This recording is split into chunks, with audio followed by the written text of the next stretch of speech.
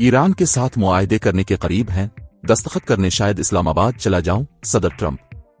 गुफ्तगू के दौरान एक सहाफ़ी ने अमरीकी सदर से सवाल किया कि वो ईरान के साथ मुआहदे पर महर सब्त करने पाकिस्तान जाएंगे, तो उनका कहना था अगर मुआहदे पर दस्तखत इस्लामाबाद में होते हैं तो शायद मैं चला जाऊं। पाकिस्तान में फील्ड मार्शल और वजीर आजम बेहतरीन लोग हैं, शायद मैं वहां चला जाऊं। अमरीकी सदर डोनाल्ड ट्रंप ने दावा किया है कि ईरान ने जौहरी हथियार हासिल न करने के अमरीकी मुतालबे पर आमादगी का इजहार किया है और अगर इस्लामाबाद में कोई मुआहिदा होता तो मैं शायद खुद चला जाऊं। व्हाइट हाउस के एक ओहदेदार ने BBC न्यूज उर्दू को बताया है कि फी अल वक्त किसी भी पाकिस्तानी नुमाइंदे का अमरीका का दौरा तय नहीं है। अमरीकी सदर डोनाल्ड ट्रंप का कहना है कि उनकी लबनानी सदर जोसेफ ऑन और इसराइल के वजीर आजम बिन्यामीन नेतन्याहू से गुफ्तगू हुई है और ये दोनों ममालिक 10 दिन की जंग बंदी पर इत्तेफाक कर चुके हैं। अमरीका का कहना है कि ईरानी तेल की स्मगलिंग के नेटवर्क पर पाबंदियां आयद की गई हैं।